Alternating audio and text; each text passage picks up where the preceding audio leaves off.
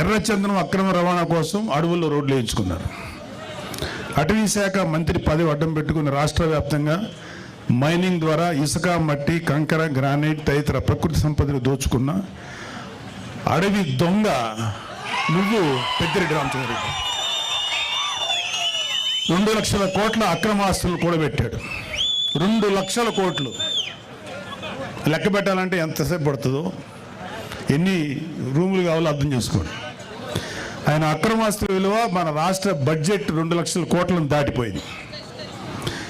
మిమ్మల్ని గెలిపించిన అలాగే వైసీపీకి సరే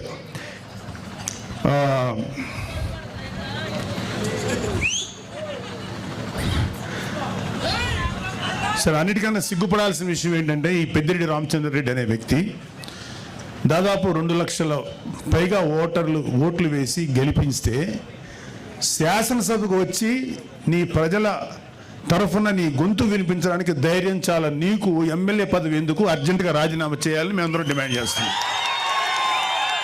నీకే కాదు, మీ వైసీపీలో 11 మంది ఎమ్మెల్యేలు ఇంక్లూడింగ్ మీ నాయకుడు జగన్ రెడ్డి కూడా గెలిచి ఎందుకు మీరు శాసనసభకు రాలేకపోతున్నారు? ఎందుకు మీ వాయిస్ వినిపించలేకపోతున్నారు? భయం. అంటే మీరు అధికారంలో 150 సీట్లు వచ్చినప్పుడు నోటుకు వచ్చినట్టు బిహేవ్ చేశారు, ప్రజల జీవితాలతో ఆడుకున్నారు. ఇక్కడ అతని బాధితులు ఇక్కడ ఇంకా ఉన్నారు. టైం లేక వాళ్ళతో మాట్లాడే అవకాశం మాకు లేదు, మాట్లాడించే అవకాశం రాలా. మీకు సిగ్గు, అభిమానం, ధైర్యం ఉంటే వచ్చి మీ గొంతు శాసనసభలో వినిపించండి. యూట్యూబర్లతోటి యూట్యూబ్లోను తర్వాత న్యూస్ ఛానల్స్లో మాట్లాడటం కాదు. ఇంక్లూడింగ్ జగన్ రెడ్డికి చెప్తున్నాం, వచ్చి నీ వాయిస్ శాసనసభలో వినిపించు. ఏమన్నా అంటే మాకు మైక్ ఇవ్వట్లేదు, మాకు మైక్ ఇవ్వలేదు. అరే మీరు వచ్చి మాట్లాడండి, మైక్ ఇస్తారు, అప్పుడుగా తెలుస్తుంది. అది రావడానికి, అది వచ్చి అసలు శాసనసభ చుట్టుపక్కల రావడానికి మీకు ధైర్యం సరిపోట్లా. మొత్తం అధపాతాన్ని పడిపోయారు కదా, అందుకని భయం.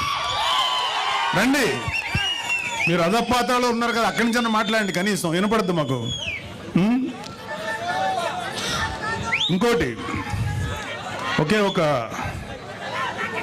వైసీపీ నాయకులు ఇంక్లూడింగ్ పెద్దిరెడ్డి రామచంద్రారెడ్డి ఎవరెవరి ఆస్తులైతే అడ్డగోలుగా కబ్జా చేశారో ఇవన్నీ కూడా బయటకు తీస్తాం.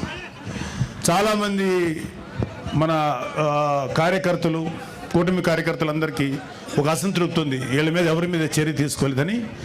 అందరి మీద చక్కగా చర్య తీసుకుంటాం. వచ్చి 8 నెలలు అయింది. ముందు ఈ 8 నెలలు 1 ఇయర్లో ప్రజల సంక్షేమం ముఖ్యం, వీళ్ళ మీద పగ తీర్చుకోవటం ముఖ్యం కాదు. అయితే వీళ్ళ యొక్క క్రైమ్ని ముందు చెప్పడం కంటే కూడా ప్రజల వెల్ఫేర్ కోసం ముందు వచ్చాం కాబట్టి ముందు ఆ జాగ్రత్తలు తీసుకుంటున్నాం.